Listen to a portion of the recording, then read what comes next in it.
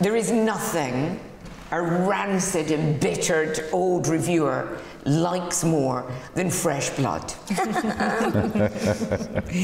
And I don't think, I'm sorry to start this off negatively, the Fringe is more business now than it's ever been. It's much less fun than it's ever been. So, and it's a bigger financial risk and everything.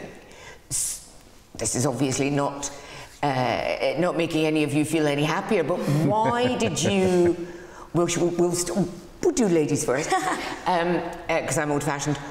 Why did you want to risk, you know, and I mean, you're from New Zealand, for God's sake, it's not like you're just down the road. What makes somebody in New Zealand go, I'm going to travel halfway across the world and stay in some obscenely overpriced accommodation to stand on a stage for an hour a day? Well, okay, it's interesting. Oh, sorry, you're Alice. Yes, I'm Alice. Alice Brine. Nice to meet you. Yeah. But I think, so it's honestly, it's like not even a risk. It's just a guaranteed, you're not going to make any money at this point. It's not even financial, it's just like, do you have $5 grand that you're willing to just throw down a toilet? Cool. Off you go to Edinburgh. But basically, so I actually live in London, but when I... Oh, that's just ruined that entire... I'm so sorry. I was genuinely sitting here thinking, like, should I just lie? No. Should I just be like, you know what, I just got on that plane and I was like... No, I love the truth. But no, I've been in London for about 5 years. But, I mean, it's still like a huge shift to come up and do it and like go on leave, annual leave from my full-time job to just pull this off. What's your full-time job? I'm an advertising creative, so I like I write and make ads. It's my fault. That for anyone we would know or anything we would know? Where has this got? This is going on YouTube, isn't it? Yeah, definitely. There's a really big Just Eat ad out at the moment with Katy Perry in it that I worked on, which is she did great. Wow. But yeah, so that, you know, just stuff like that. But I guess I think you'd agree, like, you kind of, there's a line you have to cross in the comedy industry in the UK, and if you don't go to the Fringe, you basically can't cross that it's always line. like, you know, your comedy balls don't drop till you've done an hour at the Fringe. Yeah. Or just kind of like people won't care about you. So like you could be doing really, really well in London in the circuit, but then there's these certain things you're just not getting booked for, and then your agent will be like, can we get her on the show? Wow. And they're like, I've not seen her in Ed, I haven't seen her do an hour, I haven't seen her do a full run, absolutely not.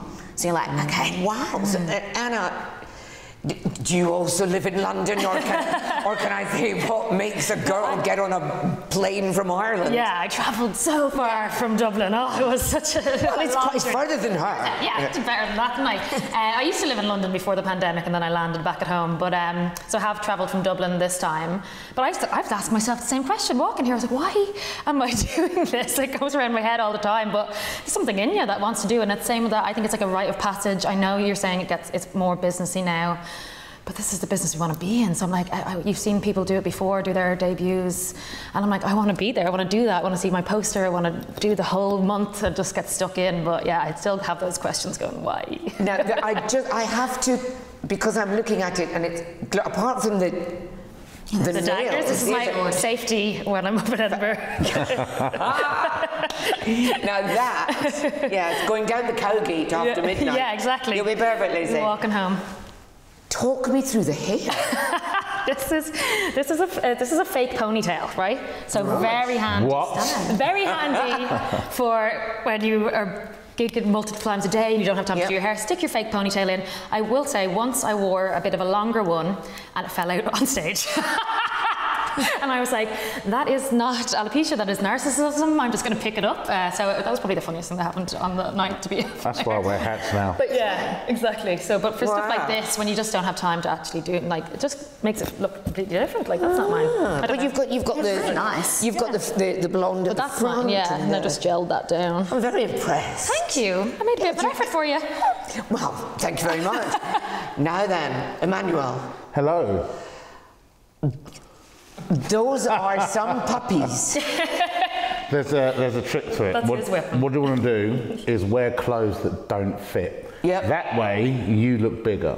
All of these are children's clothes. None of these. Right, so you're actually just quite normal. This goes, I'm like 7 stone, about 4 foot. Has anyone ever heckled you on stage?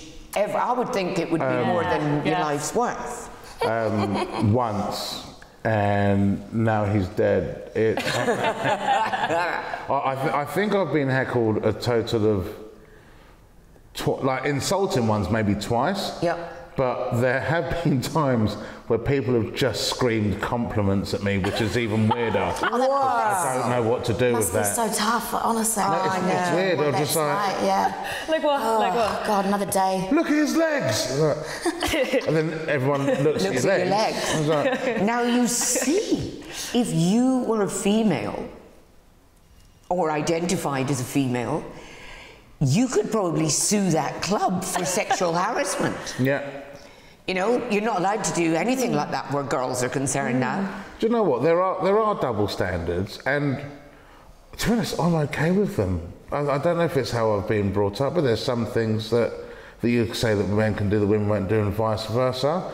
And a lot of those I've always been okay with, because I think, why would you want to do everything? Doing everything takes a lot. It really does. So if I get mildly distracted by the twitching of the puppies and I find myself staring at your chest and guns, you won't mind? To be honest, it's not like this was an accident. Like, I worked on that. Yeah. I think that was... Oh my God!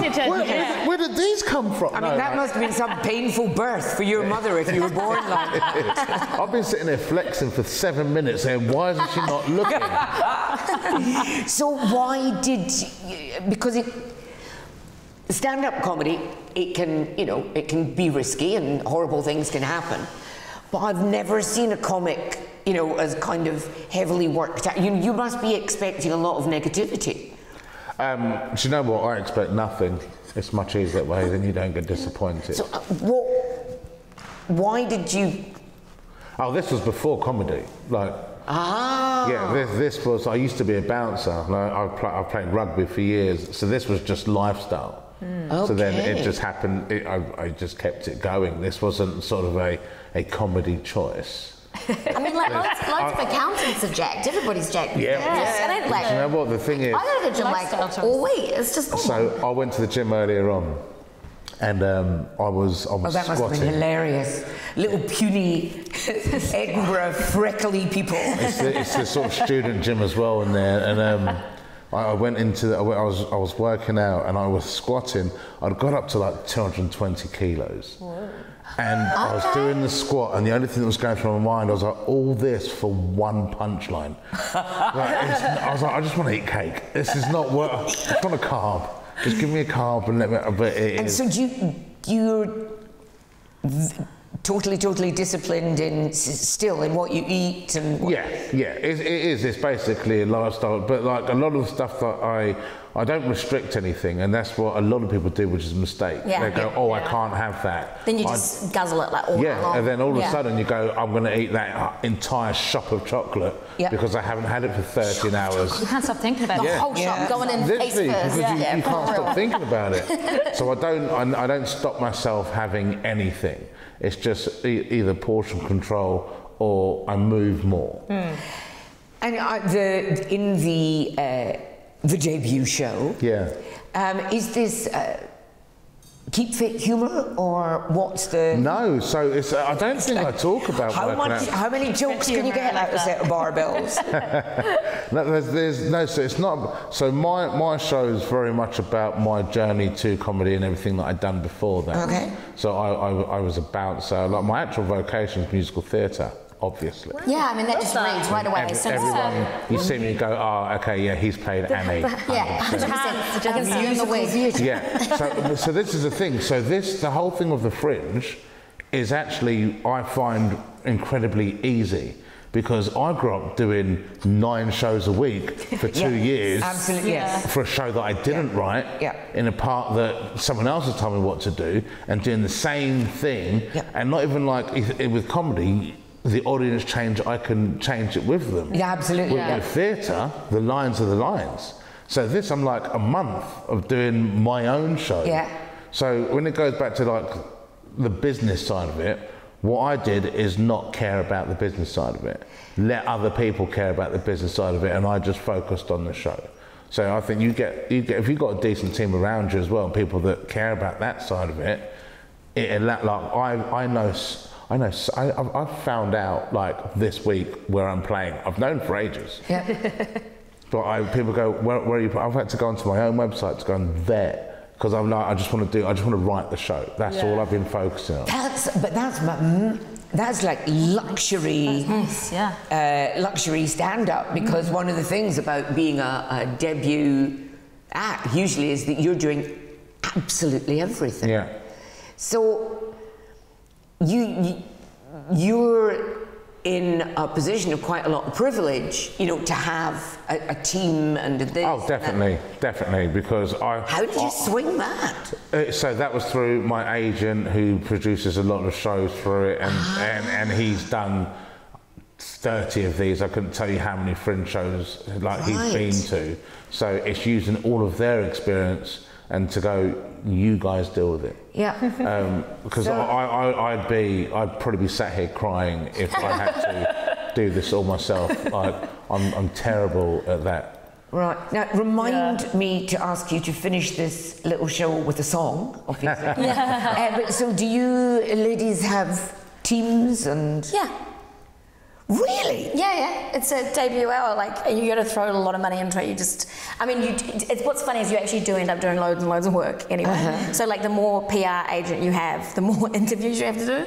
Yeah. So then you're just like I was like, I'm doing 70 emails a day, like just filling out. Yeah, the admin side of and stuff. then you got a producer, because if you don't get a producer, that you can't get a decent venue, because like it's all connections. Like I've been doing stand up for like 5 or 6 years. I did all the New Zealand and Australian festivals. And over there, you can definitely just kind of like go off merit and then get a good venue.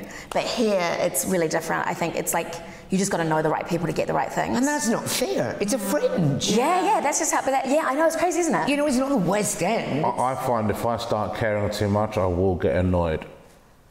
Because there's too many. No, you're absolutely right. There's so many I feel like things. we missed the boat. Unfair stuff. I feel like we kind of, our generation might have missed that boat of like when the fringe was cool. It's not saying it's not cool. Yeah. No, but it's definitely fun. But when That you is just what like, she's saying. Come and see my show. no, but like when you could like pull up in like a van and kind of like make it work. I mean, that's what fringe means. But it's definitely an industry now. For sure. Yeah. But it's one of my anti it. It's just, this is just how it is. The thing that annoys me is you're the so cost. philosophical. Good grief. It's going on the internet. By far the angriest person here, and I'm not even doing a show. Was it you that wandered off to the middle of nowhere and did some kind of standing on your head communing with nature? I did an ayahuasca retreat. A what? Ayahuasca retreat. So ayahuasca is a medicine from Peru. Well, it's like a hallucinogenic drug. But they call it a medicine because it's drank in ceremonial practices to like reach other dimensions, to learn some lessons from Mother Nature. Well, you can do that with a line of coke. Yeah, I know. Well, you just write down your intentions of what you want to get out of your line of coke, and Sorry, bit of a dead giveaway there. Exactly, you can do it with most things, you know. So yes, wow. You did this because just so many questions about life. I'm always trying to discover more about myself. So I was like, yeah, I'd like that. I like listening to meditation music and tripping out. That's like a ability to concentrate flex. Yeah, that's really impressive. I actually just prefer to be in those altered states than the real world. Did you bring any of this medicine with you? Yeah. No, I didn't. I feel like you'd be. I like calling it medicine. Yeah, I like it. Yeah, and is the party around at your house? I'll give you my phone number. So did that? But that's all. Lovely. Yeah, it was lovely. But I wouldn't have thought that was a way to comedy. To do comedy? Because, I mean, comedy is not a relaxed communing with anything thing. It's a... So that's the thing. Comedy is exactly that for me. It's my complete happy place. Yeah, I'd say so. From the moment I stepped on stage and told that first joke, it felt like everything I'd ever done now made sense. Wow. And I've done a lot of crap. Like it is because I grew up performing, but I never grew up thinking I want to be a comedian. That was never the thing. I've always loved performing, and that's how I got into the arts. I just liked being on stage. But I never felt truly comfortable, even when I was singing, dancing, acting, whichever it was. And I've always been good with people, so I've done a lot of work where I've done consultancy work, and then I did door work. I've done so many different practices, if you like. And then I actually stopped doing entertainment when I found out I was going to be a parent for the first time. So I was like, right, and that's when I went back into, because I worked in IT. Okay. I've done a lot of stuff. Well, you have. So I went mean, you must be like shitloads older than you look. No one knows. No, that's why I wear a hat. People think I'm 19. All right. At some point, what's going to happen is he'll cut off an arm and count the rings. There'll be the ring. I've always worked. That was just the upbringing. Like you always had to go and do something. Yes. And so what actually happened was I went to see a friend of mine who got given a stand-up comedy course for her birthday. And Christina Canby, her name was, and I'll always say her name because she's the one that got me into doing comedy. And I went to watch her show. She was good because she's naturally funny. But everyone else, I sat there thinking, this is the worst thing I've ever seen. And I'm talking like, oh, it was bad. There was a lot of awkward laughter, otherwise silence. Oh dear. And sounds just like open mic. Because I'm sat there watching it from a performer's point of view, where I'm used to sitting in the writer's chair and the director's chair, knowing what a show should look like. And then I was talking to this guy afterwards, and he was asking me about it, and I was like, no, I don't blame them. I was like, they've gone and done a course. Someone's taught them to do that. Yes. And I was like, in my opinion, I can teach you to write a joke, but I can't make you funny. No. I can help you try and find you funny, but I can't make you funny. So I was like, really? It's the teachers that really want to take some blame for that. I was like, how come you're here? And he went, oh, I'm the teacher. I was like, well, oops. This is awkward now, isn't it? Yeah. And then he was like, well, do you think you could do it? I was like, yeah. And Christina was like, oh, you should definitely do it. I'd had a drink, by the way, so I had that courage. You're like, yeah, I can do it, so no problem. Take my email. And I hoped he didn't, but then he emailed me and I had to go and do it because I said I would. And it was the best decision I've ever made. It was a lot of fun. Have either of you two done courses or? Yeah. Nah. I did a stand-up course in Vancouver. That's where I started. Yeah. Did you like it? I did. Yeah, because I was the same. Like I love performing. I studied drama when I finished school. I just knew like it was live performance that I loved and I fed off, and I love stand-up, but I was terrified of it. Like because I was like, I loved acting because I'm like playing a character and it's not, was written it, and I was like, oh my God, I'd love to know how to craft. I was writing plays at this time, so I was like, even if I just learn how to craft a joke for my plays, and then I did the stand-up course, and then I did the first one and it was absolutely terrifying, and then I was just like hooked. Like it's just like a drug, isn't it? It's like the drugs I go take in the forest. I'm like, let me do that again. That was the best high ever. I need to feel that again. I need to be around people, get that energy, and it was maybe more fun than acting because you're more in control. Oh yeah, it's fun. And like it is, you're being yourself, so you have to learn to like yourself. It is that as well. You are in a lot of control. I found that. It's like I've only now got to rely on me. No one else can let me down. And absolutely. It's now just down to me. I mean, I always think that there are accents that are built for warmth and fun and comedy, and most, maybe not Belfast, Belfast. I love a Belfast accent. That's great. It is. I was just talking to Hal Crattenden. It is one of these accents that you can kind of go, "You're looking good today," which kind of implies that tomorrow you might get beaten up a bit. But the Irish accent is the Kiwi accent is weird. Yeah, it sounds a bit like a fax machine. It's I watch two vowels. I watched was it Brokenwood Mysteries or whatever, which is a New Zealand thing. And with Nick Sampson, I think. And it's just what you do to. There's also, you've probably seen it on online. There's this thing about a guy talking about making his own dick. Looking at them. You know, so he's. I really love. I get sometimes 5 or 6 children playing on my dick. Yeah. I was deck. And it's deck, but it's because of the accent. Yeah. Yep. People tell me I say dick constantly. It's one of my big words is dick. Everything I say is dick and dead. Yes. Your show is about. My show is about finding. Well, it's kind of I went on that retreat just before the 4 days before the pandemic was announced. So I went and found like positive mindset, and then when I came back. Everyone was dead. The first notification. Yeah, literally. Everyone was dead. It was like coming back. I turned off my phone for 4 days, so I had no. And I was like in the spiritual world, and I came back and I turned on my phone, and there was a pandemic. My dad told me my mum had a brain tumor, and my boyfriend ghosted me. So I was like, okay, maybe don't connect to the universe. And that'll teach you to go away. Exactly. And live in the real world. The universe is fine, but it's not a boyfriend. But it sounds like a lot of comedy can come out of that, which is the most grim part of it. Exactly, you have to laugh. I'm coming to your show for sure. Were you alarmed, delighted, disappointed to find out that you are one of 8,946 people in Edinburgh this August who have an ADHD diagnosis? No, that's not shocking at all. ADHD is like as common as asthma. Really? Yeah. Everyone's so is it like asthma is it one of those things that we've just now decided to give it a name with lots of letters? No. It's been like I got diagnosed when I was 15. It's been around for ages. The diagnosis. You seem very normal to me. I'm drugged. She has the drugs. I'm on 52 milligrams of methamphenyl hydrochloride every single day. If I don't take that, I'm like unemployable. I just will not. I wouldn't. And what is it? So basically, with ADHD, your frontal lobe.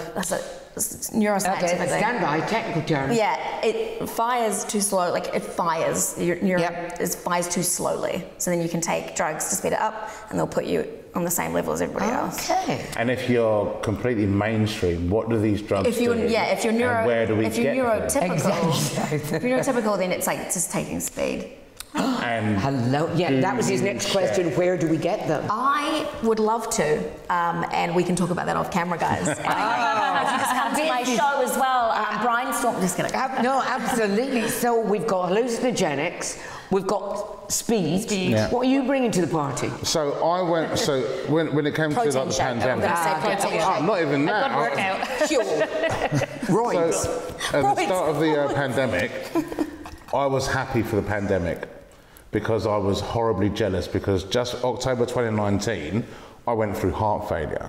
So I very much nearly died. This is nuts. This is, it was, so I was now told by doctors, you can't do anything. You need to literally sit still and, because your heart could just drop at any point. So I was like, I was, what's the word where we had to stay inside? Quarantined or self-isolating. Lockdown? Yeah, so I was in lockdown before it was cool. Then everyone else was like, we're on lockdown. I was like, good. Yeah. So now all my drugs do is keep me alive. They're the worst. You got like beta blockers and that. Yeah, I couldn't. They're all in stupid Latin names. I've had to learn another language just to say to the pharmacist what I need. Yeah. And hospital staff don't have a sense of humour. I was like, can I crush these and snort them? And the look this daughter gave, I was like, no, I was joking. They're like, no, don't do that. Some people have done that. You're absolutely right. I had a blood clot at cerebral. Oh, wow. CVT. We're playing health and drugs keepy uppy here. What else? What's yours? I want to get. You've got nothing. Top I know, us. just went my You've had a shot of adrenaline straight to the heart, haven't you? I can tell. That'd be nice. And I've got this stupid autoimmune disease. So modern blood thinners don't work. Yeah. So they put me on warfarin. That warfarin's the worst. I was on that for a little while, and now I'm off it now. But one of the things is that you can't drink, you can't do this, you can't do that. Drink, it makes the warfarin work. It intensifies the effect of the warfarin. And they go, right, we want you to take, 8 milligrams. I said, what about if I take 4 milligrams and a bottle of wine. Yeah. No, No, definitely nothing. not. No, that's jokes though. I know. But listen, so basically, well, are we guaranteed you're going to make it till the end of August? Oh, we are now. Now I'm medically recovered. You can recover, right? So we show. We have got Literally, tickets selling fast. we've got. Come and see me before I die. Time is running out. I don't think I'll make it for the whole. That's right. It's jeopardy. If only everyone came to see me before I died. Would that really help? That would really help. Yeah, that would help. Yeah. So we've got a sofa more tightly packed with available drugs than I think anyone has ever had in the history of Edinburgh. Someone's going to have to vacuum up the fund our park. shows, right? We need to fund our shows. Yeah, you said it's expensive, mate. Yeah. Come on. That's true. If you don't get the right number of audiences, you're going to have to start selling. Yeah. Oh no, I have to go back to the not back to the trap house. Oh no! So, as long as we're assuming you make it to the stage. Your show is where, when, what? My show is at the Underbelly in Dairy Room, 6:10 every day, and it's called Emancipated. And we're just hoping for the best for people coming in, so that your heart won't stop unexpectedly with disappointment. Yeah. If it doesn't sell out, then that's all of your fault, and if I die, you killed a man. Yeah, exactly. Now, our hallucinogenic themed. My show is called I See Deadly People, and it's every night at 9 p.m. at the Gilded Balloon balcony, and it's 3rd to the 28th. I just love, it's the most wonderful word, deadly. Oh, that's deadly. Just for people who don't speak Irish. Of course, if you don't speak Gaelic, it's deadly is good and excellent in Ireland. Yeah, that's nice. Oh, really? Yeah, so we say everything's deadly. That means it's good, excellent, not like in. That means something completely different. Oh, I know. And I'll explain it more in my show. Yes, so go. And keeper of the speed.